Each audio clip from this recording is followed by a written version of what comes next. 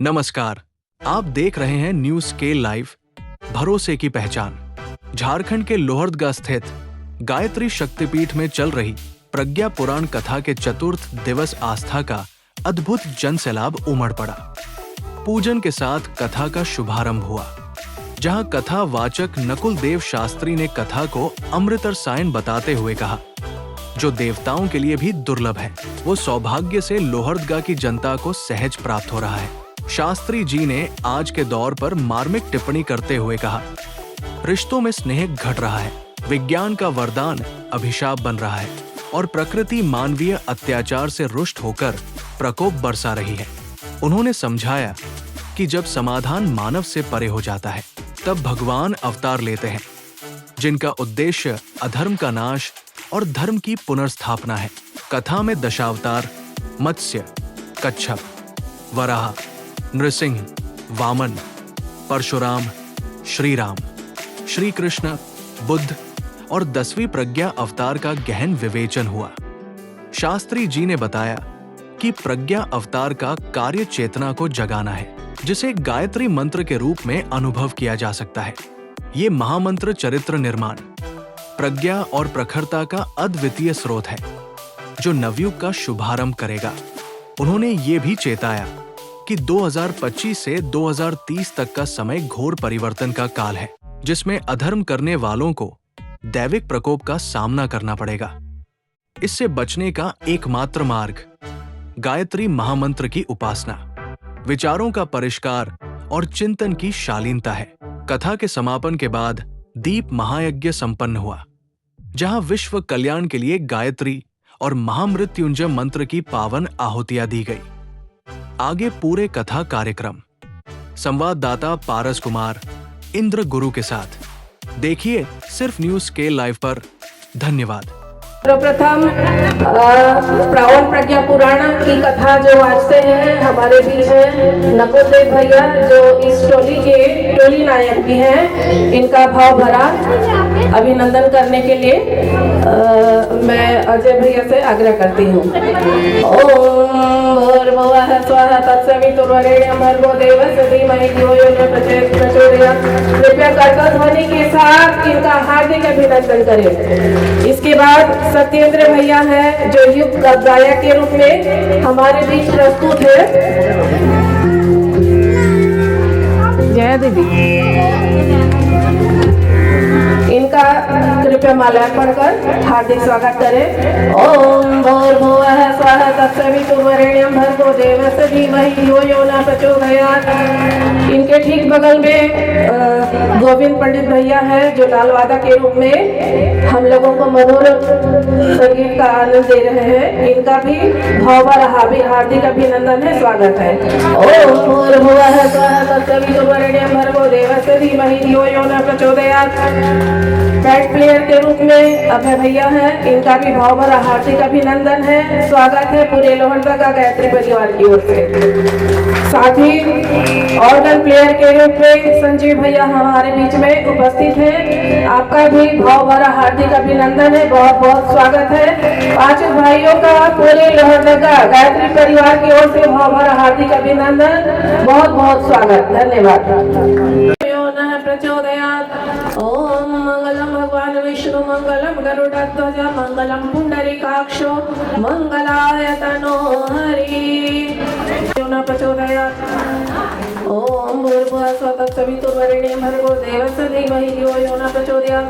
करके थक जाते हैं, परंतु माता जी थकती नहीं है। तो आज हम इनका सम्मान करना चाहेंगे। सम्मान क्या करेंगे, हमारी तो वैसी योग्यता नहीं है कि हम इनका सम्मान कर पाए, परंतु कुछ साहित्य और जो मंत्र चादर है, इसे दे करके हम चाहते हैं हमारे जो टोली नायक है।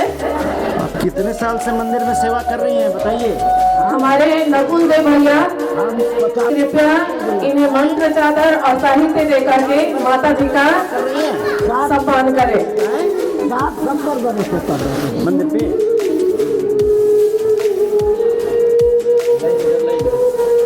आइए, इधर आप इधर चलिए। यह शक्तिपीठ जो बना हुआ है इसके पीछे भी मेरा योगदान है, हमारी माँ का है और भी भैया बहनों का है।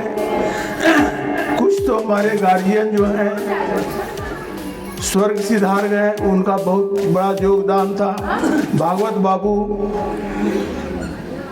एक शर्त में इस जमीन को दिए कि हमारा कहीं नाम नहीं हो। ऐसे साधु संत व्यक्ति छोटा सा दान करता है और बड़ा बोर्ड लगाना चाहता है। उनका पहला शर्त था कि मेरा कहीं नाम नहीं हो। आए दिन किसी तरह का रंग रोगन हो, मरम्मत हो, करते रहते थे। ऐसे लोग इस मिशन से जुड़े, इस शक्तिपीठ से जुड़े, मैं उन्हें आज नमन करता हूँ।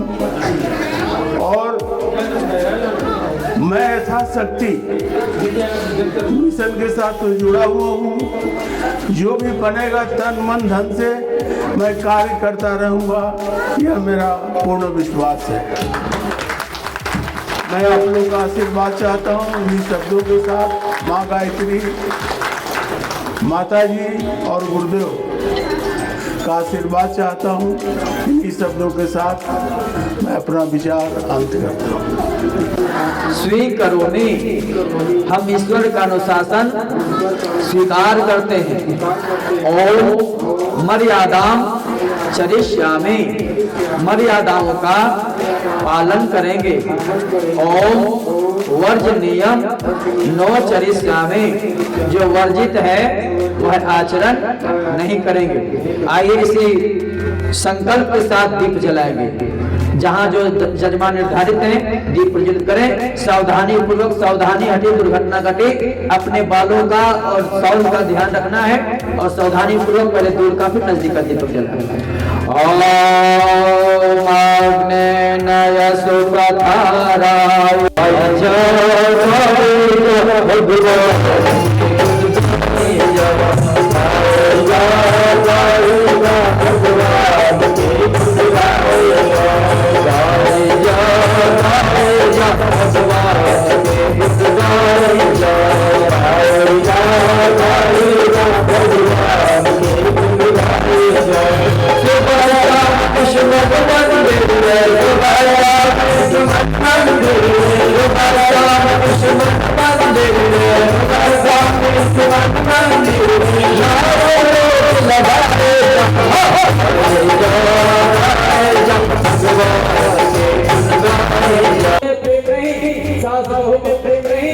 पूरा परिवार बिखरता चला जा रहा है। भाई बहनों, ऐसी परिस्थितियों में समाधान के लिए भगवान का सहारा लेना पड़ता है। कहते हैं जब साधारण लोगों से समस्या नहीं सुलझती, जब साधारण संत महात्मा इस समस्या का समाधान नहीं कर पाते, तो समस्या का समाधान करने के लिए भगवान का उद्धार लेना पड़ता है। भगवान ने आश्वासन दिया है कि जब जब ऐसी निकट समस्या धरती पर उत्पन्न होगी, उस समस्या का समाधान लेने के लिए मैं आऊंगा, समाधान करने के लिए आऊंगा। गीता में लिखा था, यदा यदा हि धर्मस्य ग्लानिर्भवतु भारत अभ्युत्थानं धर्मस्य तदात्मानं सृजामि। यदा यदा, जब जब धर्म की हानि होगी, हे भारत, मैं तुम्हारी रक्षा करने के लिए बार बार अवतार लूंगा। इसी को रामचरितमानस में संत शिरोमणि गोस्वामी तुलसी बाबा ने चित्र किया कि जब जब हो धर्म के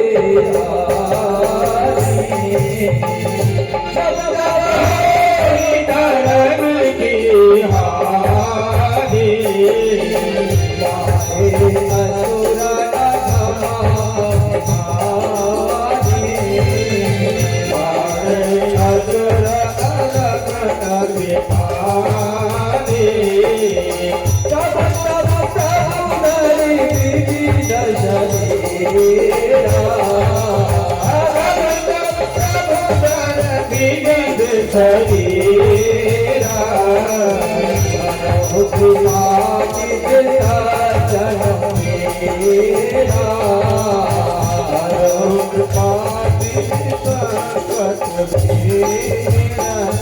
जब होई धर्म की हानि, बारे असुर अधम अभिमानी। जब असुर बढ़ जाती है, राक्षस संसार में बढ़ जाते हैं। कल निवेदन किया था राक्षस को देवता को, राक्षस भी सीख वाले बड़े बड़े दांत वाले राक्षस नहीं होते। मनुष्य और राक्षस की आकृति एक ही जैसे होती है, उसकी प्रकृति अलग अलग होती है। माता पार्वती ने भगवान शिव से पूछा कि कलयुग में राक्षसों की पहचान कैसे होगी, कैसे पहचानेंगे राक्षस है कि वो देवता है। तो भगवान शिव ने राक्षस की परिभाषा दिया, मानस में कहा राक्षस की पहचान शरीर से नहीं, उसके आचरण से की जाएगी। बाढ़े खल बहु चोर जुआरा,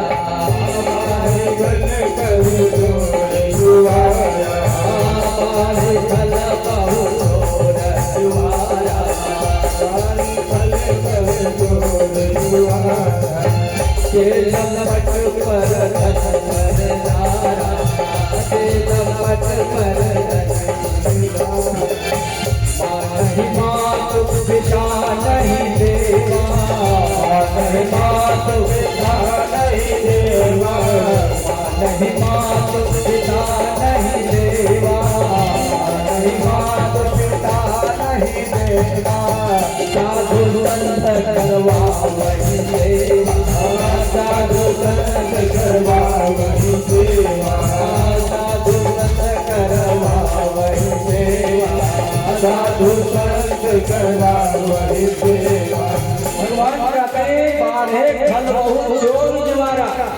समाज में जब जब जुआ खेलने वाले, मैं नहीं कह रहा हूँ, नाराज मत होना। रामायण में लिखा है जुआरी बढ़ जाए, शराबी बढ़ जाए, उसका आचरण गलत हो जाता है। जुआ खेलने वाले के बुद्धि में कलयुग समाहित हो जाता है, नशा करने वाले की बुद्धि में कलयुग समाहित हो जाता है। जब कलयुग धरती पर आया, कब? द्वापर युग के बाद, महाभारत युग की समाप्ति के बाद भगवान अपने धाम को चले गए। तो कलयुग अपने पूरे परिवार के साथ आया और धर्म को नष्ट करने लगा, है ना? तब भगवान परीक्षित राजा परीक्षित ने देखा कि कलयुग धरती पर आकर अत्याचार कर रहा है, इसको समाप्त करना चाहिए। तो कलयुग गिड़गिड़ाने लगा, महाराज आप बहुत बड़े धर्मात्मा हैं, दानी हैं, आप बड़े ही दयालु भी हैं, आप हमारे ऊपर कृपा करो। मैं अपने समय से अपने राज्य काल में आया हूँ, मुझे जहाँ बात करोगे मुझे भी कहीं जगह दे दो, मैं भी वहाँ निवास करूँगा। तो कलयुग से परीक्षित ने कहा रहोगे? तो 4 स्थानों में परीक्षित ने कलयुग को स्थान दिया था। कहा द्वितम पानम स्त्रिया सोनम, 4 स्थान पहले मिले। द्वितम मतलब जुआ में, जुआ में कलयुग का वास, बुद्धि खराब कर देगा। पानम नशा में, किसी तरह का नशा अगर कोई करता है उसकी बुद्धि अच्छी रहती है कि खराब हो जाती है? नहीं, बुद्धि बिगड़ जाती है कि नहीं? तो नशा में कलयुग का वास है, बुद्धि खराब हो जाती है। तो कहा नशा में तुम लोग जो नशा करेगा उसको गड़बड़ करते रहना। हमारे भक्तों को परेशान मत करो। स्त्रिया मतलब अब कहेंगे स्त्री में कलयुग का वास है। कल आपने नारी जागरण के विषय बहुत कुछ बतलाया कि नारी कौन? नारी दुर्गा है, लक्ष्मी है, काली है, सरस्वती है। गुरुदेव ने कहा घर की शक्ति नारी है, दुर्गा शक्ति नारी है, गायत्री शक्ति नारी है, राष्ट्र शक्ति नारी है, सारी शक्ति नारी है। तो आज आप कह रहे हो कि नारी में कलयुग का वास है। अरे नारी कौन? नारी दुष्टा, चरित्रहीन नारी, उसको वेश्या क्या सकते हैं, है ना? पर नारी वो कलयुग की परमात्मा। इसलिए हमारे यहाँ कहा कि मातृवत परदारेषु परद्रव्येषु लोचवत। संसार की जितनी नारियां हैं पत्नी, अपनी पत्नी के अलावा जितनी नारियां हैं सबको मां के रूप में देखो, सबको मां के रूप में देखो। इसलिए हमारे गुरुदेव ने गायत्री माता को जब उनको तस्वीर के रूप में, प्रतिमा के रूप में स्थापित किया तो गायत्री माता को वेद माता कहा गया है। देव माता, विश्व माता, सबकी माता गायत्री माता है। और सबकी माता देवताओं की भी माता है, सबों की भी माता है, ऋषि मुनियों की माता है। जब सबकी माता है गायत्री माता कितनी उम्र की होगी बताओ? गायत्री माता उम्र कितना होगा?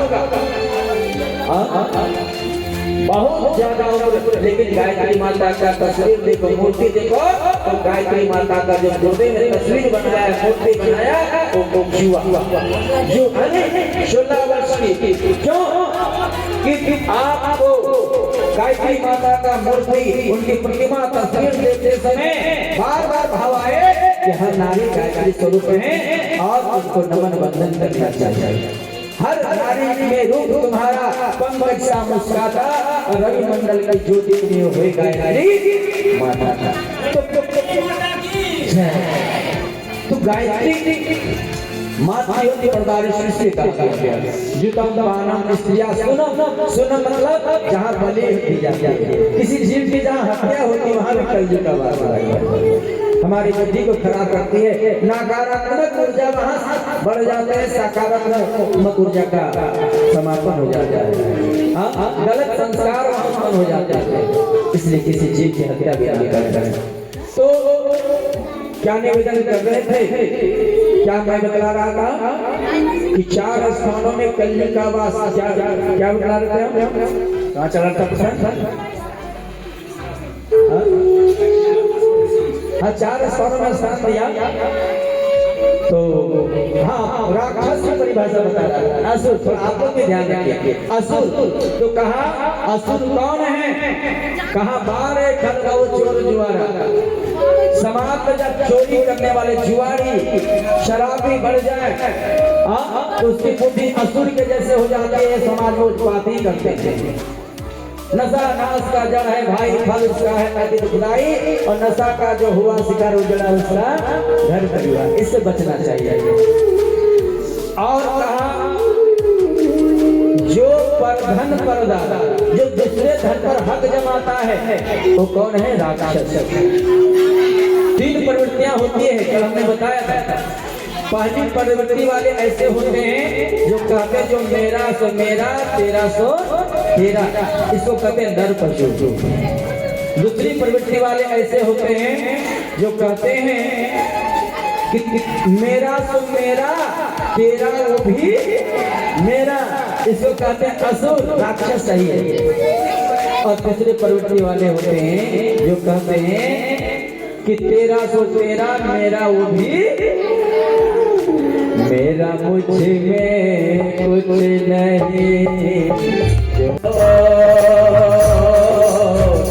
मेरा, मुझ में कुछ नहीं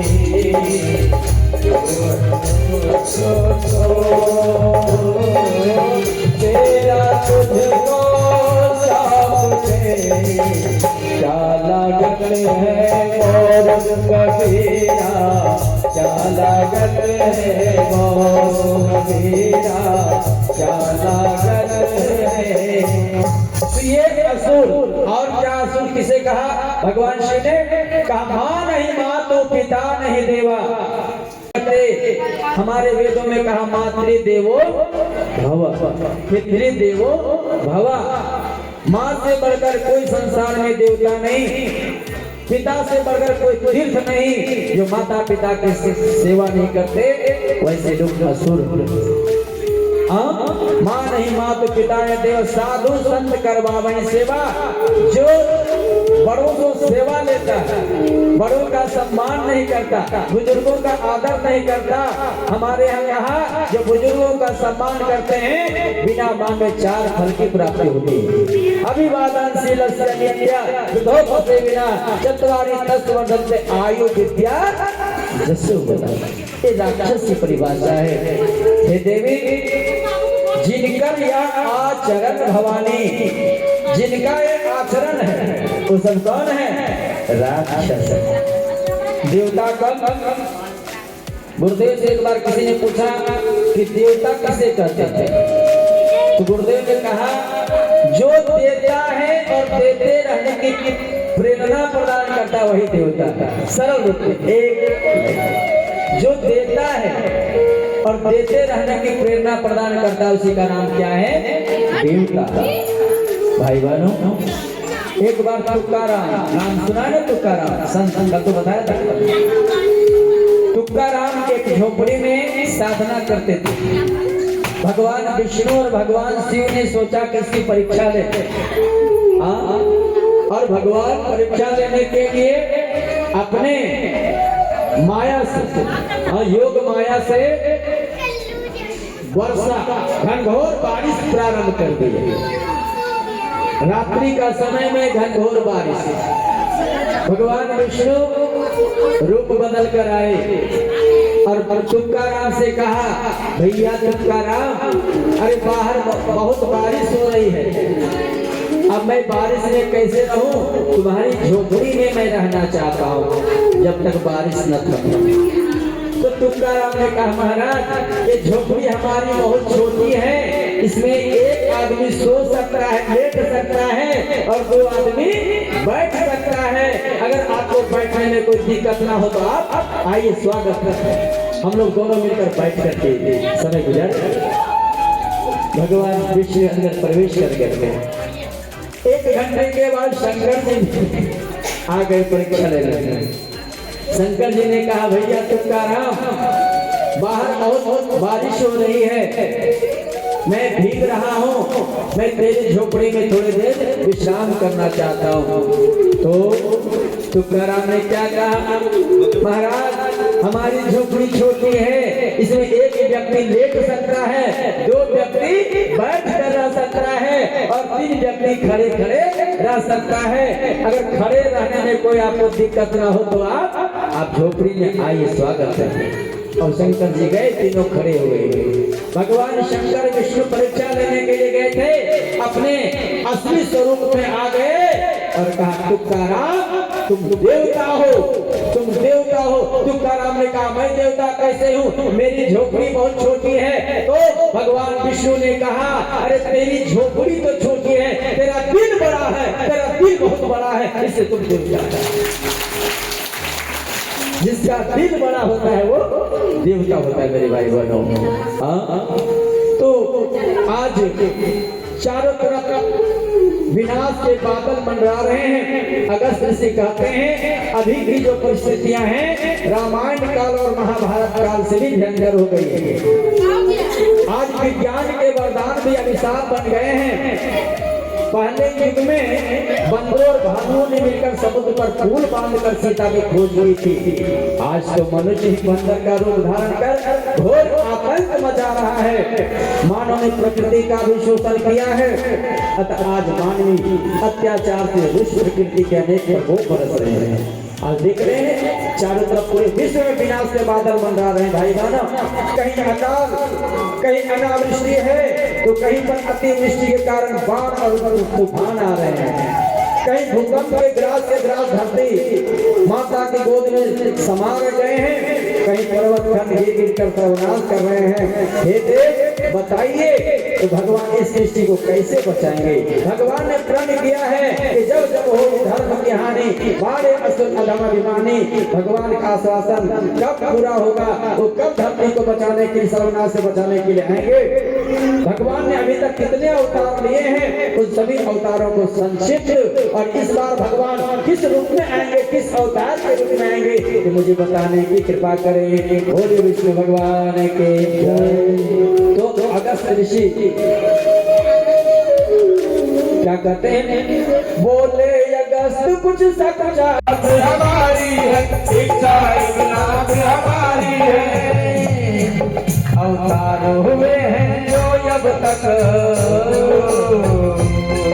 अवतार हुए हैं जो अब तक, जो जग के लिए हितकारी है, अवतार हुए हैं जो अब तक, जो जग के लिए हितकारी है, अवतार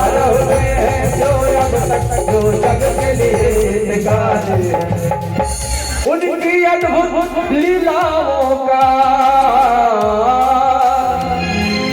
उनकी अद्भुत लीलाओं का फिर से ऐसा गुणगान करे, फिर से ऐसा गुणगान करे, फिर से ऐसा गुणगान करे। सुनकर जिनसे हो हृदय से,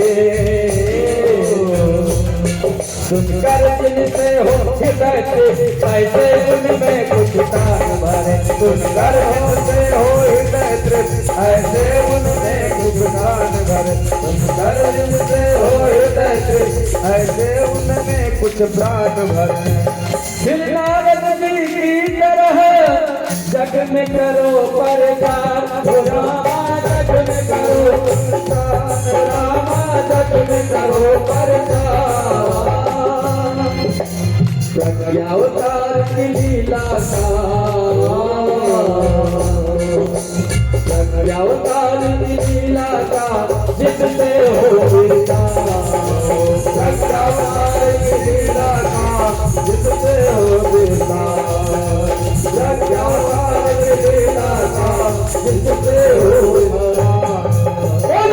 प्रज्ञा पुराण के अभी तक जितने अवतार हुए उनको संक्षिप्त में बतलाइए, और इस युग का अवतार कौन सा अवतार होगा इसके विषय में भी मुझे बताइए। कात्यायनी ऋषि कहते हैं, हे ईश्वर, अभी तक कुल 24 अवतार हुए। कितने? 24 अवतार, और 24 में 10 अवतार होते थे। पुराना में 24 अवतार की चर्चा तो है, मुख्य रूप से 10 अवतार माने गए हैं। तो प्रथम अवतार क्या है, आप ध्यान से सुनेंगे। प्रथम अवतार मत्स्य अवतार कहा गया। कौन सा अवतार? मत्स्य अवतार। मनु महाराज ब्रह्मोत्तर बेला में सरोवर में स्नान करने गए थे, और स्नान करने गए, स्नान के बाद कमंडल में जल लेकर सूर्य दान करने जा रहे थे। उसी समय छोटी सी मछली मनु के कमंडल में जल के साथ आ गई, और मछली आ गई। मनु ने देखा हमारे कमंडल में मछली, वो मछली को फिर समुद्र में डालना चाह रहे थे। भाई बहनों, मछली मनुष्य की आवाज में कहती है, हे ईश्वर, मुझे यहाँ मत छोड़ो, अपने साथ ले चलो। मनु महाराज ने कमंडल में मछली को लेकर अपने कुटिया में पहुंचे, और कुटिया में पहुंचने के बाद 1-2 दिनों के बाद क्या देखते हैं, मछली बड़ी हो गई, कमंडल छोटा पड़ गया। कमंडल छोटा पड़ गया। मछली ने कहा, हे ईश्वर, ये पात्र छोटा पड़ रहा है, मुझे बड़े पात्र में रख दो।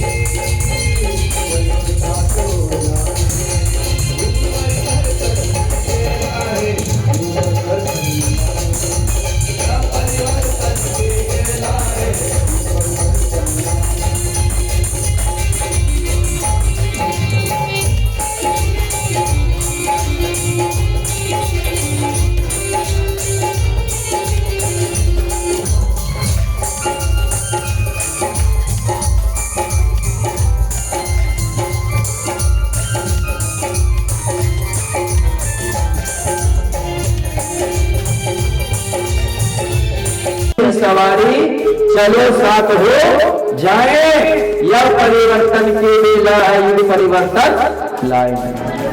महाकाल का चक्र चल रहा, सभी बदल जाएंगे, और जो लोग बदल पाएंगे अपने आप, नहीं सुना, कुचल जाएंगे। भगवान का परिवर्तन का चक्र, भगवान शिव का जो है तांडव नृत्य चल रहा है। भाई बहनों, 2025 से लेकर 2032 तक हमारे गुरुदेव ने तो बहुत पहले परिवर्तन की बात कहा है। 1985 में उनका प्रवचन को सुनिए आप। उन्होंने कहा है परिवर्तन की बात और बहुत कुछ लिखा, संकेत किया है, और जो उन्होंने परिवर्तन में बात कहा है सब अभी घटित हो रहा है कि नहीं। 1985 में नोटबंदी के विषय में गुरुदेव ने कहा था कि आने वाले समय में लोग रुपये को गड्ढे में डालेंगे, जलाएंगे, सड़क पर फेंक देंगे। अब हुआ कि नहीं? कोई जानता था कि नोटबंदी होगा? गुरुदेव ने 85 में लिख दिया था, प्रवचन में भी बताया था। और क्या कोई जानता था कोरोना का जैसा भयंकर बीमारी आएगी? प्राकृतिक प्रकोप। गुरुदेव ने अभी भी प्रवचन सुनो, कोरोना तो निकल गया ना, लेकिन पहले 85 में गुरुदेव के द्वारा जो दिया गया प्रवचन है, उसमें कहा कि बेटे बहुत बड़ी बड़ी समस्या आएगी, ऐसे ऐसे रोग आएंगे कि डॉक्टर को भी समझ में नहीं आएगा कि क्या दवा दे। बात समझ?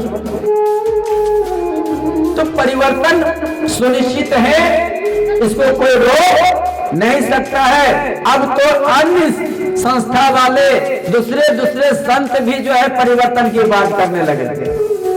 पहले जब गायत्री परिवार कहता था कि सतयुग आ रहा है तो लोग खिल्ली उड़ाते थे, मजाक उड़ाते थे कि अभी सतयुग कैसे आ जाएगा, अभी कलयुग का बहुत समय बाकी है। लेकिन अब देखो जब घटनाएं घटने लगे वो भी चिल्लाने लगे कि सतयुग आ रहा है, युग परिवर्तन हो रहा, सारे लोग कहने लगे। गुरुदेव ने कहा 2025 से 30 तक घोर परिवर्तन होने वाला है, अगर आप चेत न सको तो बहुत दुर्गति होने वाली है। ध्यान से सुनना क्या कहा है। कहा युग संधि की बेला में सावधान रहने की जरूरत है। ध्यान से सुनना, युग संधि की बेला में सावधान रहने की जरूरत है। साल 2025 से 2030 तक संपूर्ण विश्व के हर राष्ट्र, संपूर्ण विश्व के हर नागरिकों के साथ कुछ अलग ही स्तर की घटनाएं घटेगी। सबके पास क्या होगा? 2025 से शुरुआत होते होते आगे जैसे जैसे समय बढ़ता जाएगा, प्रकृति ऐसी मजबूर करेगी कि प्राकृतिक प्रकोप से वो अपनी नास्तिकता को भूल जाएंगे, भगवान पर विश्वास करने लगेंगे, भगवान से प्रार्थना करने लगेंगे, परमात्मा मेरी रक्षा को त्राहिमाम करने लगेंगे। और समय जैसे जैसे बढ़ता चला जाएगा ईश्वर की सत्ता में विश्वास करने लगेंगे। 2025 से 2030 तक गलत कार्य करने वालों को सीधे सीधे दैविक प्रकोप का किसी न किसी रूप में सामना करना पड़ेगा। क्या होगा यहाँ नहीं लिखा है, लेकिन दैविक प्रकोप का सामना सबको करना पड़ेगा।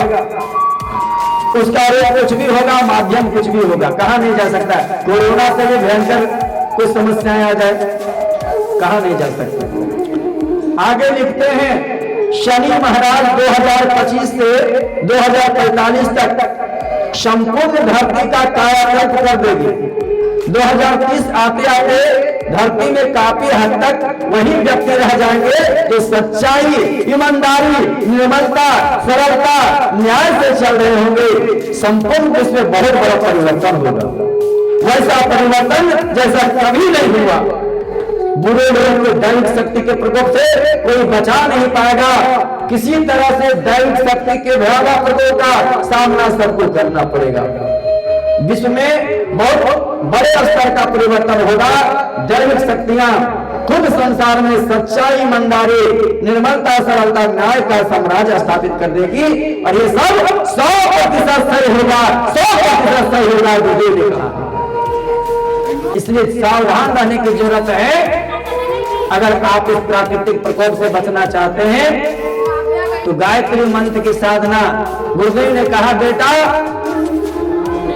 गुरुदेव के प्रवचन के शब्द हैं, कहा बेटा मेरी नाव शांति कुंज से निकल चुकी है। समझ रहे?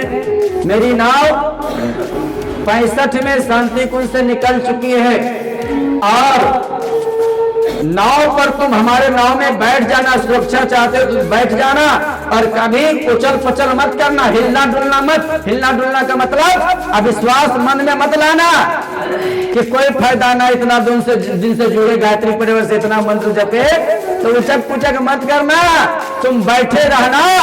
ये नाव तीर की भांति सनसनाते हुए आगे बढ़ जाएगा और आपका बेड़ा पार हो जाएगा, तुमको बाल बाका नहीं हो सकता। समझ गए? तो विश्वास पूर्वक आप गायत्री मंत्र की साधना करिए, अपने विचारों को परिष्कृत बना के रखिए और कदम से कदम मिलाकर चले, गुरुदेव के विचार को जन जन तक पहुंचाएं। कोई ऐसा घर ना हो जिस घर में गुरुदेव का साहित्य ना पहुंचे, कोई ऐसा घर ना हो जिस घर में गायत्री माता की स्थापना ना हो। हर व्यक्ति सुखी हो, हर व्यक्ति के जीवन में सफलता मिले, हर व्यक्ति प्राकृतिक प्रकोप से बचे, इसलिए घर घर में गायत्री मंत्र को पहुंचाना है। हर मुख से निकले गायत्री माँ, घर घर यज्ञ रचाए। ये योजना चल रही है, गृह गृह गायत्री यज्ञ, गृह गृह गायत्री उपासना। कि महाकाल की चली सवारी, चलो साथ हो जाए, या परिवर्तन की बेला है, युग परिवर्तन लाए। ये पहला अवतार की चर्चा हमने किया। दूसरा अवतार कच्छप अवतार। समुद्र मंथन हुआ था, मालूम है ना क्यों हुआ था? कहते हैं एक ऋषि थे, उनका अपमान कर दिया इंद्र। दुर्वासा ऋषि, कहीं से उनको पुष्प की माला मिली, वो माला इंद्र को डाल दिए गले में, है ना? अच्छा किए कि खराब किए? सम्मान किए ना, ऋषि सम्मान किए इंद्र को, क्योंकि देवताओं का राजा इंद्र है। अब इंद्र अहंकारी, जिनको पद मिल जाता है तो मद भी हो जाता है, बहुत सबके नहीं, लेकिन अधिकांश लोग पद को पचा नहीं पाते तो मद हो जाता है। अब मद हो जाता है तो यह अहंकार था कि मैं राजा हूं, इस तुच्छ मानव के माला को मैं क्यों धारण कर, अब माला को उतार कर फेंक दिया और उनके हाथियों ने माला को रौंद दिया। बड़े ऋषि क्रोधी थे दुर्वासा, मालूम है ना? श्राप दिया, जा तेरा इतना अहंकार है, तेरा साम्राज्य समाप्त हो जाएगा, तुम धनहीन हो जाएगा। और कहते हैं श्राप लग गई, असुरों ने इसके साम्राज्य पर कब्जा कर लिया, देवलोक पर कब्जा कर लिया, उनको भागने के लिए मजबूर होना पड़ा, उनकी शक्ति कमजोर हो गई।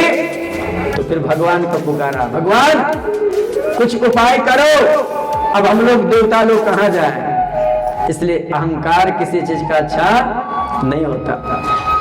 भगवान ने आश्वासन दिया, ठीक है, कोई भी काम सोच कर करना चाहिए था देवताओं। अरे तुम लोग पद का तुमने सम्मान नहीं किया, तुम्हें अहंकार हो गया, चलो ठीक है, गलती की हो तो मैं क्षमा करता हूं, तेरी रक्षा करने का उपाय बताता हूं। तुम्हें पुनः शक्ति अर्जित करनी है तो समुद्र मंथन करो, समुद्र में अमृत है, इसको मंथन के बाद निकलेगा, उसका पान करो, पुनः तुम्हें शक्ति वापस हो जाएगी, शक्ति वापस आ जाएगी।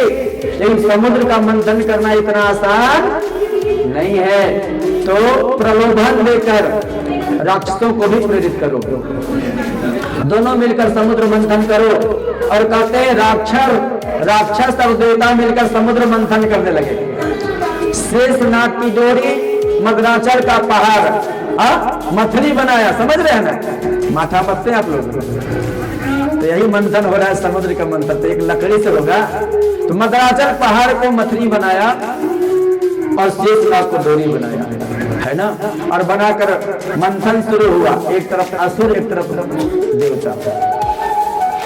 अब जब मंथना शुरू हुआ तो उतना बड़ा समुद्र में मदराचल डूबने लगा तो देवताओं ने भगवान को पुकारा, प्रभु ये मदराचल तो डूब रहा है, अब समुद्र मंथन कैसे होगा? तो भगवान ने कहा, चिंता न करो, तुम आगे बढ़े हो तो तेरे कार्य को मैं संपन्न अवश्य कराऊंगा। अब हिम्मत न हारिए, प्रभु ना विसारिए, हंसते मुस्कुराते हुए जिंदगी। हमारे जीवन में भी समस्याएं आती है, हम घबरा जाते, घबराइए मत, विश्वास करिए परमात्मा आज न कल हमारी मदद करेंगे, ठीक है ना? आज दुख है तो कल सुख होगा, कल सुख है तो दुख। नियम है बदलना, परिवर्तन, दिन के बाद रात, अच्छा के साथ बुरा होता है कि नहीं। तो इसी तरह घबराना नहीं चाहिए समस्याओं से। अब भगवान ने क्या किया, भगवान देवताओं की कच्छप का रूप धारण किया। क्यों? क्योंकि वहां तो ऐसी परिस्थिति थी, वहां और कोई उपाय नहीं था, तो कच्छप बन करके अपने पीठ पर जो है मद्राचल को उठाया, ऊपर किया, कहा अब समुद्र मंथन करो। और फिर से समुद्र मंथन होना शुरू हुआ। कहते हैं सबसे पहले हलाहल विष निकला। विष को देख करके असुर देव से भागने लगे। कौन रक्षा करेगा? अगर विष को छोड़ दिया जाए तो विष फैल जाएगा संसार में और सारे प्राणी का सर्वनाश हो जाएगा। तो शंकर भगवान आगे बढ़े, वो भागे नहीं, आगे बढ़कर विष का पान किया, हलाहल विष का पान किया। इसलिए शिव का नाम हो गया महादेव। सारे देवता तो देव हैं, शिव क्या है? महादेव। भाई बहना, और सारे संसार को बचाया। इस युग के भी शिव परम पूज्य गुरुदेव ने संसार के लोगों की बुराइयों को पिया है और संसार को ज्ञान रूपी अमृत प्रदान कर आज दुनिया को बचाने का काम किया है। संत गुरुदेव कोई व्यक्ति नहीं है। हम सोचते शरीरधारी कोई व्यक्ति होगा, कोई लेखक एक साधारण व्यक्ति होगा। ये साधारण व्यक्ति नहीं है। आनंद स्वामी का नाम सुना होगा आपने। आनंद स्वामी एक बार हिमालय गए थे। शांति कुंज वाले को बतला रहे थे आनंद स्वामी, मैं एक बार हिमालय गया, और हिमालय गया तो एक शिला गार्ड लोगों से पूछा वहां की एक कैसी शिला है, कहा भगवान शिव यहाँ तपस्या करते हैं। तो उनकी इच्छा हुई कि मैं भी शिला पर बैठकर थोड़े आया हो तो तपस्या करो। तो आनंद स्वामी जब बैठे ना शिला पर, तो शंकर जी का ध्यान लगाना चाहते हैं, वहां गुरुदेव माता जी का ध्यान आ रहा है। ध्यान किनका कर रहे हैं? शिव जी का। लेकिन वहां सामने कौन दिख रहे हैं? गुरुदेव माता जी। परिचय उस समय नहीं था। वहां से भागे, कह रहे कोई भूत प्रेत तो नहीं, एक इनका किचनी छवि हमारे मन में आ रही है। तो भागे भागे आए, लोगों से पूछा तो कहा कि ये शांति कुंज में रहते हैं श्री राम शर्माचार्य। अब गुरुदेव से मिलने आए, अब मिलने आए तो गुरुदेव ने कहा देखो आनंद स्वामी आ रहे, सम्मान के साथ ले आओ। अंतर्यामी, सम्मान के साथ ले आओ। उनको लाया गया। आनंद स्वामी हमारे गुरुदेव श्री राम शर्माचार्य से उम्र में 25 साल ज्यादा था। 25 साल उनका उम्र गुरुदेव से ज्यादा था। आनंद स्वामी गए और उनका पैर छूना चाहे, गुरुदेव ने रोक लिया, नहीं आप बड़े हो, मैं आपका पैर छूऊंगा, मुझे आपके चरणों में लगना है। कहा नहीं। दोनों में वाक युद्ध शुरू हुआ। आनंद स्वामी ने कहा अगर आप मुझे पैर नहीं छूने दोगे, अपने चरण को स्पर्श नहीं करने दोगे, मैं भंडा फोड़ कर दूंगा। मुझे मालूम है तुम कह रहे हो, मुझे मालूम है। अरे भाई बहनों, गुरुदेव आनंद स्वामी के चरणों पर गिरे और आनंद स्वामी गुरुदेव के चरणों पे, और शांति कुंज वाले को बताया ये कौन है? शिव है, आपके गुरु है, गुरु ने शिव है। देवरावा बाबा का नाम सुना है? देवरावा बाबा मचान पर रहते थे ऋषिकेश में। शांति कुंज के कुछ कार्यकर्ता मिलने के लिए गए, और मिलने के लिए गया तो उनको जो है कहा अरे आचार्य जी के शिष्य आए हैं, फल खिलाओ। तो वहां के कार्यकर्ता लोग एक एक फल सबको दिए। कहा एक एक तो नहीं, पूरा भर भर के दो। भर भर के फल मिला। और एक शिष्य ने कहा देवरावा बाबा से कि श्री राम शर्मा आचार्य जी, शांति कुंज के श्री राम शर्मा आचार्य जी जो हम लोगों के गुरु, उनके विषय में क्या कुछ बताइए। तो उन्होंने क्या किया? पूरब की तरह मुंह करके खड़े हो गए। कौन? देवरावा बाबा। और कहा आचार्य श्री राम शर्माचार्य को मैं नित्य नमन करता हूं। वो सूर्य के स्वरूप है, साक्षात सूर्य है, वो सविता है। तुम लोग बहुत भाग्यशाली हो कि ऐसे गुरु मिले हैं। कभी छोड़ना मत, कभी छोड़ना मत ऐसे गुरु। और बताओ, इस युग की बात बता रहा हूं। मस्तिचक जानते हैं? मस्तिचक बिहार में पड़ता है। मस्तिचक मस्तिष्क में क्या नाम था उनका? हाँ, रमेश चंद्र शुक्ला। अभी बहुत बड़ा गुरुदेव का वहाँ यज्ञ हुआ, अश्वमेध यज्ञ के तरह 251 कुंडी पिछले साल, और वहाँ गुरुदेव का बहुत ऊंची प्रतिमा बनाई गई। तो रमेश चंद्र शुक्ला जो है भाई बहनों, उनके गुरु दूसरे थे। उनके गुरु की मृत्यु हुई, शरीर छोड़ दिए, तो 3 साल के बाद उनके गुरु रमेश शुक्ला को स्वप्न में आए, और स्वप्न में आए क्या कहे? कहा मेरी मुक्ति नहीं हो रही है, मेरी मुक्ति नहीं हो रही है। ध्यान से सुन रहे आप लोग ना, मेरी मृत्यु नहीं हो रही है, इसलिए मेरी मुक्ति तब हो गई जब इस युग के अवतारी पुरुष श्री राम शर्मा आचार्य जी का यहाँ कदम पड़ेगा। जब वो यहाँ आएंगे, उसमें शरीर थे वो, लेकिन वो ऐसे आने वाले नहीं है, तो उनको तप करना पड़ेगा, 5 साल जो है अनुष्ठान करना पड़ेगा, तब वो आएंगे यहाँ। तो उन्होंने तप शुरू किया, अनुष्ठान शुरू किया रमेश चंद्र शुक्ला जी।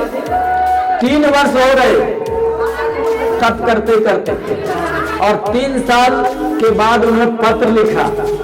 नहीं लिखा कि हमारे गुरु जी की मुक्ति के लिए आपका यहाँ आना जरूरी है, उन्होंने लिखा गुरुदेव हमारा क्षेत्र बहुत पिछड़ा है, बहुत अंधविश्वास इधर है, आडंबर है, कोई गायत्री को जानता नहीं है, इसलिए आप आकर के यहाँ गायत्री जप करा दीजिए और लोगों को जागृत करिए।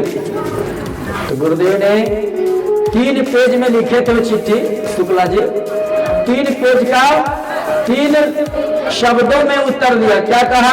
कहा देखो अभी तुम्हारे अनुष्ठान के 3 वर्ष ही हुए, 2 वर्ष अभी बाकी है, 2 वर्ष और पूरा करो तब मैं आऊंगा।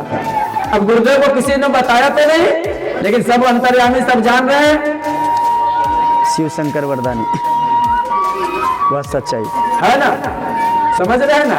और बताइए भाई बहनों, वो जो है फिर 2 साल तपस्या की, अनुष्ठान किए, और गुरुदेव आए और वहां यज्ञ कराए, और कहते हैं जिस कमरा में शरीर छोड़े थे ना उनके गुरु, उसी कमरा में जाकर आधे घंटा बैठे गुरुजी जप किए, और फिर शुक्ला जी को कहे, रमेश चंद्र शुक्ला को, गुरु से मिलना है? कहा हाँ। कहा और अंदर, और जब अंदर ले गए शुक्ला जी को, तो उनका गुरु जैसे जीवित में थे वैसे वहां खड़े। बात समझ रहे हैं? एक गुरु है, विश्वास करो, जो विश्वास जितना किया उतना पाया है, और जो विश्वास को खो दिया वो दुखी दिनहीन की जिंदगी जी रहा है। कहता है लाभ नहीं, विश्वास करो ना। भवानी शंकरो वंदे सदा विश्वास रूपिणा।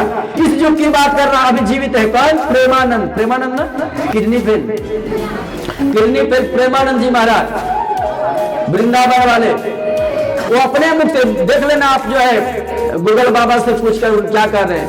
और वो कहते हैं कि हमारे ऊपर श्री राम शर्मा आचार्य की कृपा है, आज मैं जीवित हूँ, उनकी कृपा से जीवित हूँ। वो कहे वृंदावन आ जाओ, बिहारी जी सब सुन लेंगे और तुमको जो है कभी छोड़ेंगे नहीं। ये श्री राम शर्मा के चरणों में लौट गया और उन्हीं का आशीर्वाद काम कर रहा है। गुरुदेव साधारण नहीं, गुरुदेव हमारे शिव शंकर वरदानी, वो सच्चाई आंख न देखी कान और सुना सुनाई, गुरुदेव हमारे शिव शंकर वरदानी। आइए गीत का बोल को सुने। वो सच्चाई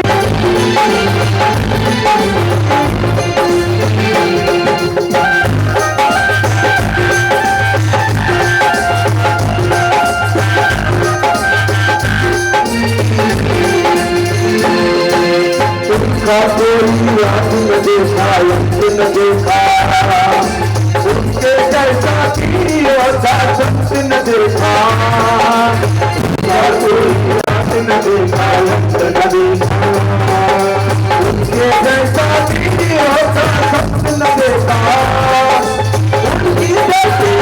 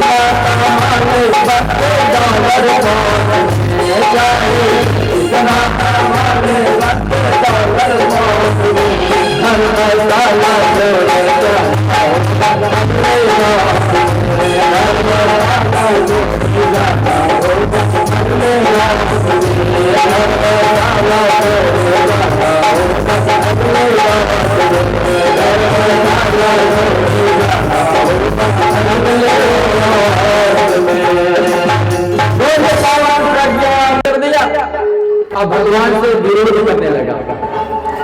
आज हम लोग क्या करते हैं, जब भगवान जीवन में हमारे कर्मों के कारण ही कष्ट आता है, भगवान किसी को दुख नहीं देते। सभी हमारे पिछले जन्मों का कर्म का फल है। पिछले जन्म के पुण्य के कारण सुख मिलता है और पिछले जन्म के पाप के कारण दुख मिलता है। और हम सोचते भगवान ने हमें दुख दिया। सब परत दुख पावही सिर धुनि धुनि पछताए, काल ही परमेश्वरी मिथ्या दोष लगाए। गलती खुद करते भगवान को दोष देते हैं, है ना। और फिर भगवान को मानना छोड़ देते, पूजा पाठ छोड़ देते हैं। और यहाँ तक लोग गाली भी देने लगते हैं। बहुत देख नहीं रहे उल्टा पुल्टा समाज में क्या हो रहा है। कहाँ है भगवान, कौन है शंकर, कौन है राम, कौन है दुर्गा। ये बकवास काल्पनिक मानते हैं, है ना। तो हिरण्यकशिपु जो है भगवान विष्णु का विरोध करने लगा, भक्त को सताने लगा, यज्ञ आदि को बंद करवाने लगा और घोषणा कर दिया कि मैं ही भगवान हूं। अपने को भगवान घोषित कर दिया। लेकिन भगवान की लीला परंपार है। कहा उसी के घर में हिरण्यकशिपु का बालक प्रहलाद आया जो भगवान का भक्त बना। लंबी कथा है, सबको कल बताया था पिछले दिनों में। हाँ, और अपने बेटे को भी आसुरी विद्या सिखाने के लिए गुरुकुल में भेजा, लेकिन गुरुकुल की शिक्षा नहीं पढ़ा। माँ के पेट में था तो नारद जी ने इसको संस्कार दिए थे, भजन कथा सुनाया था, मालूम है कि नहीं, कयाधु को लेकर जाकर। तो ये भगवान का भक्ति, नवधा भक्ति सीख लिया। हिरण्यकशिपु ने पूछा, कहा बेटा गुरुकुल में आचार्य लोग ठीक से पढ़ाते हैं? कहाँ पढ़ाते हैं? बहुत बढ़िया पढ़ाते हैं। कहा अभी तक क्या क्या पढ़े हो? तो क्या कहा, ओम नमो भगवते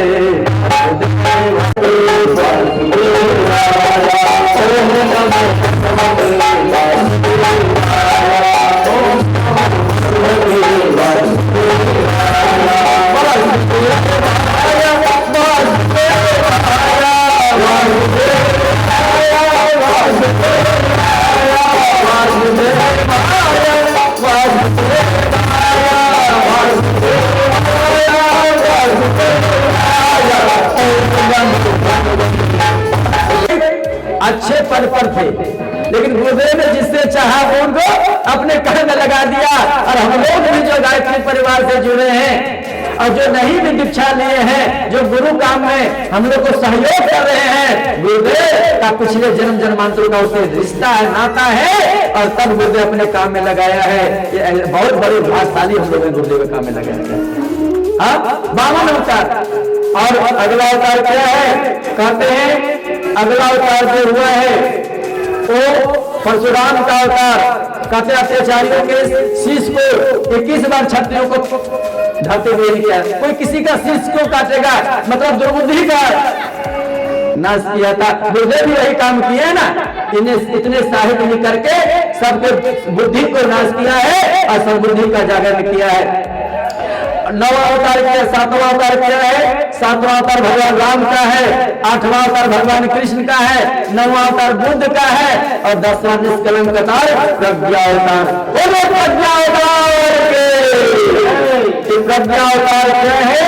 निष्कलंक अवतार। भाई बहनों, कहते हैं पहले जो असुर होते थे शरीरधारी होते थे और शरीर धारण करके आते थे, और यहाँ जो है धर्म को लोप करते थे। रावण आया, शरीर लेकर आया कि नहीं, और सीता का हरण किया और राम आकर के उसका नाश किया। कंस आया, शरीर धारण करके आया तो भगवान कृष्ण ने उसको समाप्त किया करके उसका वध किया। सारे राक्षस पहले शरीर धारण करके आते थे, तो भगवान भी शरीर धारण करके आए करते। इस समय जब देखा असुरों ने, राक्षसों ने कि जब जब धरती पर जाते हैं तो भगवान विष्णु अवतार लेकर हमारा वध कर देते हैं, अपने गुरु शुक्राचार्य से कहा, हे गुरुदेव कोई उपाय बताइए, जब जब जाते हैं तो विष्णु हमारा वध कर देता है, हमारी आत्मा तड़प रही है, कब देवताओं से मैं बदला लूं? कोई उपाय बतलाओ, उस देवताओं के ऊपर मैं विजय प्राप्त कर सकूं। तो असुरों के गुरु शुक्राचार्य ने कहा, एक उपाय है, ये उपाय अगर अपना लो तो देवताओं पर विजय प्राप्त कर सकते हो। क्या उपाय है बताओ गुरुदेव? क्या कहा? उन्होंने कहा कि देखो अभी तक तुम लोग एक समय में अकेले जाते थे, नहीं, रावण आया तो अकेला आया, कंस आया तो अकेला आया, लेकिन अब जो है अकेले नहीं, एक साथ सारे देवता जाओ धरती पर, एक साथ सारे देवता जाओ और शरीर लेकर मत जाओ, क्योंकि शरीर लेकर के जाते हो तो विष्णु शरीर धारण करके तेरा वध करता है, इसलिए सूक्ष्म शरीर लेकर के जाओ और सूक्ष्म शरीर लेकर के जाओ। और तुम हर मनुष्य, आज मनुष्य बहुत प्रगति कर रहा है, मंगल ग्रह तक पहुंच गया मनुष्य, वहां भी खोज, वहां रहने के लिए सोच रहा है इंसान। बड़ा दुर्भाग्य है, मनुष्य मंगल ग्रह पर तो पहुंच गया, मंगल ग्रह की खोज कर लिया, लेकिन जीवन में मंगल कैसे हो इस पर कभी विचार नहीं करता। इसलिए गुरुदेव ने जीवन में मंगल कैसे आए, इसलिए गुरुदेव ने प्रज्ञा पुराण की रचना की। समझ गए? तो देवताओं के, असुरों के गुरु शुक्राचार्य ने कहा, तुम सूक्ष्म शरीर धारण करके जाओ और एक साथ जाओ और सभी मनुष्यों के बुद्धि में प्रवेश कर जाओ, और तब जो है तुम उस पर विजय प्राप्त कर सकते हो। अभी भाई बहनों, हमारे भाई साहब प्रश्न किया था, क्या अभी असुर हैं? पहले असुर आया, रावण आया, सीता का हरण कर लिया, कंस आया, कंस आया तो किसका? उनका भाई द्रौपदी का हरण किया, नहीं, लेकिन अभी राक्षस है कि नहीं? कहा अभी राक्षस बहुत ज्यादा। पहले के राक्षस दिखते थे, शरीरधारी थे, अभी के राक्षस दिखते हैं सूक्ष्म रूप में है। पहले एक सीता का हरण होता था, आज हजारों सीता का जो हरण हो रहा है। पहले एक द्रौपदी का हरण हो रहा था, आज हजारों नारियां अपमानित की जा रही है। इसलिए राक्षस तो हैं, वो सूक्ष्म शरीर के लोग आए। तो भगवान ने कहा, तुम डाल डाल तो मैं पाक पाक, तुम अगर सूक्ष्म शरीर धारण करके सबकी बुद्धि को खराब किए हो तो मैं भी सूक्ष्म शरीर धारण करके आऊंगा। और भगवान इस समय कोई शरीर धारण करके नहीं आए हैं, प्रज्ञा के रूप में आए हैं, विवेक के रूप में आए हैं, जितंबरा के रूप में आए हैं। उसी को गायत्री का अवतार कर सकते, गायत्री के रूप में। बोले जय माता गायत्री की जय। और जो इस गायत्री मंत्र का जप करेगा, जो इस गायत्री मंत्र की साधना करेगा, इस असुर से बचा रहेगा भाई बहनों, और नहीं तो वो दुर्बुद्धि के कारण खुद विनाश करेगा, परिवार को चौपट करेगा और समाज में भी जो है दुर्गंध को फैलाएगा, समाज को भी परेशान करेगा।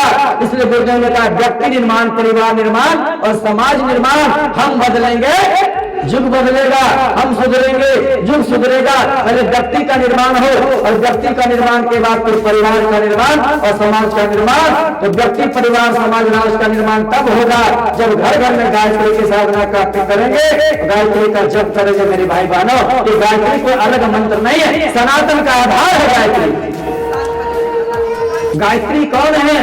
गायत्री वो ब्रह्म, सतपथ ब्राह्मण में कहा ब्रह्म ही गायत्री है, गायत्री ही ब्रह्म है। और गीता में भगवान कहते हैं, गायत्री छंदसामहम, मैं ही गायत्री हूँ। गायत्री कोई अलग देवी देवता नहीं है, साक्षात ब्रह्म का ही स्वरूप है भाई बहनों। और मंत्रों में सर्वश्रेष्ठ मंत्र है सप्तकोटि महामंत्र, गायत्री नायिका श्रुता, आदि देवता संते, गायत्री वेद मात्रम। 7 करोड़ मंत्रों का राजा गायत्री मंत्र है, जिसकी उपासना ब्रह्मा विष्णु महेश भी करते हैं। महामंत्र जितने जगमाही, तो वो गायत्री सब नाही, अक्षर 24 परम पुनीता, इनमें बसे साध सुत गीता। क्या मिलता है गायत्री जप करने से? का घर वर सुखप्रद रहे तुम्हारे, कुमारी कन्या जप करे तो अच्छा घर, अच्छा वर मिलता है। और अब जो सधवा सुमरे चितलाई, जो सधवा गायत्री का जप करती है, अक्षत सुहाग सदा सुखदाई, उसका सुहाग सदा अजर अमर रहता है। और क्या, विद्यार्थी जप करे तो मंद बुद्धि से बुद्धि पल पावे, और रोगी जप करता रोगी रोग रहित हो जाए। ये प्रमाण दिया है दिल्ली के एम्स डॉक्टरों ने, इस रिसर्च किया और पाया गायत्री मंत्र का जप करने से व्यक्ति की बीमारी जल्दी ठीक हो जाती है, निरोग हो जाता है। और आज के वैज्ञानिकों ने भी गायत्री पर 1985 से रिसर्च कर रहे थे और आज पाया कि दुनिया में सबसे शक्तिशाली अगर कोई मंत्र है तो गायत्री मंत्र है। दुनिया की अगर समस्या का समाधान कोई चाहता है, निजात पाना चाहता है समस्या से, तो हर व्यक्ति को गायत्री मंत्र का जप करना पड़ेगा। बात समझ गए? तो गायत्री मंत्र का जप करो, क्योंकि सद्बुद्धि का मंत्र है और सद्बुद्धि किनको नहीं चाहिए। समय का अभाव विस्तार से मैं बतलाता हूं। कहा जहां सुमति तहां संपत्ति नाना और जहां कुमति तहां विपत्ति निधाना। एक सेठ के दरवाजे पर 3 देवी आई। कौन कौन? सफलता, समृद्धि और सद्बुद्धि। समझ रहे? गायत्री क्यों जरूरी है समझ लो थोड़ा। 3 देवियां आई, सफलता, सद्बुद्धि और समृद्धि। तीनों ने कहा सेठ से कि तीनों में हम लोग एक आपके घर जाना चाहते हैं, एक जिनको आपने चलो, सफलता को ले जाओ, सद्बुद्धि को ले जाओ, समृद्धि को ले जाओ। कहा देवियों 10 मिनट बाहर खड़ी रहो, मैं घर में थोड़ा राय मशवरा ले लेता हूँ। कहा ठीक है जाओ। पत्नी से पूछा, कहा देखो बाहर 3 देवियां खड़ी हैं, सफलता, समृद्धि, सद्बुद्धि, तीनों में एक हमारे यहाँ आना चाहते, किसको लाया जाए? पत्नी ने कहा सोच क्या रहे हो? समृद्धि को ले आओ ना, अगर समृद्धि लक्ष्मी मैया आ जाएगी ना तो सुख समृद्धि बढ़ जाएगी। नहीं, सारे साधन बढ़ जाएंगे, मकान, दुकान, बिजनेस, व्यापार सब बढ़ जाएगा। बच्चे लोग थे घर में, तैयारी कर रहे थे IAS की। कहा बच्चों से भी राय ले लेते। बच्चों से पूछा, बच्चों सामने दरवाजे पर 3 देवियां खड़ी है, तीनों में किसको लाया जाए? तो बच्चों ने कहा सफलता। अरे हमारी तैयारी चल रही IAS की, आप सफलता की देवी को ले आओ ना, आ जाएगी तो मुझे सफल बना देगी, मैं IAS अफसर बन जाऊंगा। अब सोचा कि पत्नी कुछ कह रहे हैं, पति कुछ कह रहे हैं, किनकी बात को मानो? तो उन्होंने क्या किया, न समृद्धि को न सफलता को कहा, हे सद्बुद्धि की देवी आप हमारे घर चलो। और जैसे सद्बुद्धि की देवी कौन? गायत्री माता जगह वास करती है, वहां 33 कोटि देवताओं का वास होता है, सारे देवता वही कुंडली मार के रहते हैं। बस समझ गए? इसलिए कहा जहां सुमति तहां संपत्ति नाना और जहां कुमति तहां विपत्ति निधाना। सद्बुद्धि की देवी गायत्री में 24 अक्षर हैं और हमारे यहाँ 24 अवतार की चर्चा है। तो 24 अवतार, एक एक मंत्र में, एक एक अक्षर में 24 देवता, 24 ऋषि, 24 अवतार समाये हैं। जो गायत्री मंत्र का जप करता है, हमारे यहाँ एकादशी व्रत सबसे श्रेष्ठ व्रत है। 24 एकादशी करने का फल पाता है। गायत्री मंत्र में 9 शब्द हैं, हमारे यहाँ 9 भक्ति कही गई है, 9 भक्ति। तो जो व्यक्ति गायत्री जपते हैं 9 भक्ति का फल प्राप्त करता है। बात समझ गए? इसलिए गायत्री को जप करिए। अगर बुद्धि, श्रेष्ठ बुद्धि चाहिए, अच्छा चिंतन करना है, कहा व्यक्ति जैसा सोचता है वैसा करता है, वैसा बन जाता है। तो अच्छा चिंतन आपके अंदर हो, बुद्धि अच्छी हो, आपको गायत्री का जप करना चाहिए। वेदों में कहा गायत्री न शैवा न वैष्णवा आदि शक्ति पासन्ते गायत्री वेद मातर। कोई शिव को मानने वाला हो या कोई विष्णु को मानने वाला हो, अगर गायत्री का जप नहीं करता है तो कोई देवता वरदान देने वाले उनकी साधना निष्फल जाती है। इसलिए कहा किसी भी देवी देवता की साधना करते हो दशांश गायत्री का जप करना पड़ेगा। शंकर जी ने कहा कि मेरे मंत्र का जप करते हो दशांश गायत्री जी को शिव पुराण में पढ़ लेना। ओम नमः शिवाय, ओम नमः शिवाय अगर करते हो 100 बार, 108 बार, तो 10 बार गायत्री पहले बोलना पड़ेगा। कोई भी अनुष्ठान करते हो दशांश गायत्री मंत्र से आहुतियां दी जाती है। भागवत कथा होती है, उसमें गायत्री मंत्र से आहुतियां देने का विधान है। समझ गए? गायत्री का जप। कहा जो गायत्री को छोड़ करके यज्ञ मंत्रों की सिर्फ उपासना करता है तो व्यक्ति का उपासना उसी तरह का है जैसे घर में पकवान बना हो, बहुत बढ़िया बढ़िया भोजन है और गया पड़ोसी को भीख मांगे, वैसी स्थिति है। तो गायत्री का जप करो और साथ में सारे मंत्र को करो, कोई दिक्कत नहीं है। गायत्री को छोड़कर कोई मंत्र फलित होने वाला नहीं है। और भाई बहनों, कहा नास्ति गंगा समम तीर्था ना देवो के स्वापरा गायत्री स्तोत्रम जपम ना भूतो ना भविष्यति। गंगा के जैसा कोई तीर्थ नहीं, केशव के जैसा कोई देवता नहीं और गायत्री मंत्र के जैसा ना कोई मंत्र हुआ है न कभी भविष्य में होगा। इसलिए कहा गायत्री वो सर्व कामधेनु, गायत्री सभी कामनाओं को पूर्ण कर सकती है। जो जिस कामना को लेकर के व्यक्ति जप करता है उसकी कामनाएं पूर्ण होती है, हर तरह की मनोकामना पूर्ण होती है गायत्री से। गायत्री सर्व कामधेनु, इसलिए कहा गायत्री के महामंत्र से जीवन के सब पाप हरो और सुंदर सुखी बनेगा जीवन। गायत्री का जाप करो, गायत्री का जाप करो। इन्हीं चंद शब्दों के साथ अब दीप प्रज्वलन होगा। पूजन हो चुका है, पवित्रीकरण वगैरह सब हो चुका है। अब एक बार हाथ जोड़िए और गुरु सत्ता का ध्यान करिए, वेद माता का ध्यान करिए और दीप प्रज्वलन होगा। ठीक है।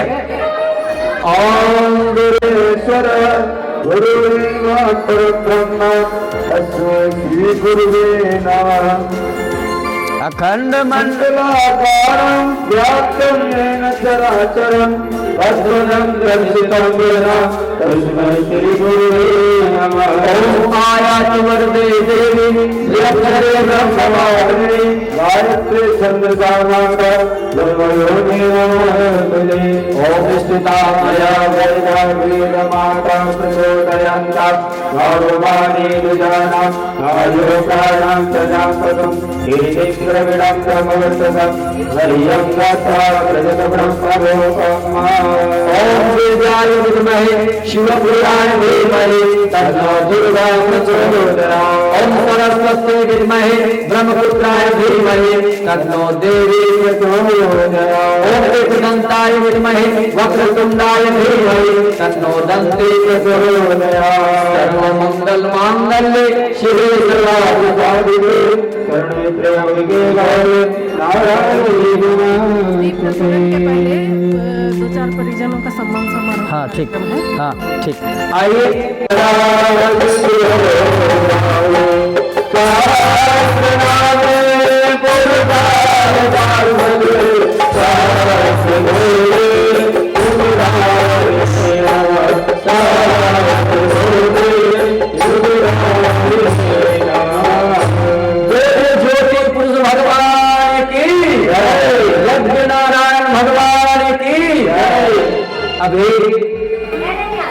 जिनको व्यवस्थित रूप से बताया गया, जहाँ जिम्मेवारी दी गई है दीपक जलाने का, सब कोई नहीं उठेंगे, ध्यान रखिएगा। ऐसा नहीं कि हम दीपक जलाएंगे तो हमको पुण्य मिलेगा, नहीं जलाएंगे नहीं, दीपक जलेगा कोई भी लेंगे कि आपको कहाँ पर करना है। भानवी शौर्या और दिव्यता गोयल, आप दोनों बहनें सामने देव मंच है। कौन कौन है?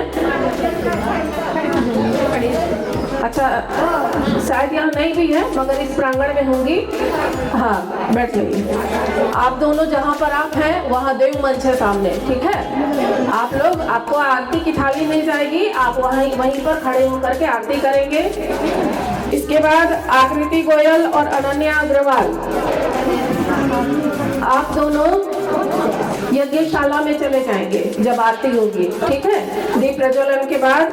और इसके अलावा रिया साहू और काव्या साहू, ये दो देव कन्याएं हैं। जब आरती होगी तब, अभी दीप प्रज्वलन होना बाकी है, पूजन शेष है, ठीक है। उस समय आप यहाँ गर्भगृह के बाहर में यहाँ पर आप आरती करेंगे, माता जी आप अंदर कर लेंगे, ठीक है।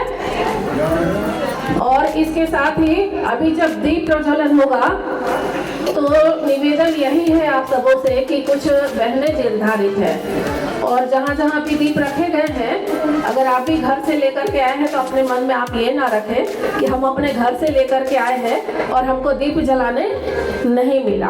मन में तनिक भी किसी तरह का शंका ना रखे कि हमको उसका पुण्य नहीं मिला अगर हम दीप नहीं जला पाए तो। आपकी उपस्थिति ही यहाँ बहुत बड़ी बात है। और आप बैठ कर के भी जो कथा सुन रहे हैं, दीप नहीं भी जला रहे हैं, तब भी आपको भगवान का उतना ही आशीर्वाद मिलेगा, आपको उतना ही पुण्य मिलेगा, है ना। तो अगर दीप जलाने नहीं भी मिले तो मन में किसी तरह का कोई शंका ना रखे और दुख न माने। आप जो निर्धारित पहने हैं उनका जगह और स्थान तय कर दिया गया है, कहाँ किनको जलाना है, वो वहाँ का दीप जलाएंगी। साथ ही टेबल में जो दीप रखे गए हैं उसके नीचे कागज भी है, तो जो बहनें दीप जलाएंगी तो वो दूर के दीपक पहले जलाएंगी। अभी सॉल स्वेटर है साथ में, कपड़ों का विशेष ध्यान रखें और आपाधापी ना करें कि हम भी एक दीप जला लें, हम भी कुछ पुण्य कमा लें। आप कृपया अपने ही स्थान पर बैठे रहेंगे, जब आरती भी होगी तब भी आपको अपने ही स्थान पर बैठे रहना है, ठीक है। बहुत बहुत धन्यवाद।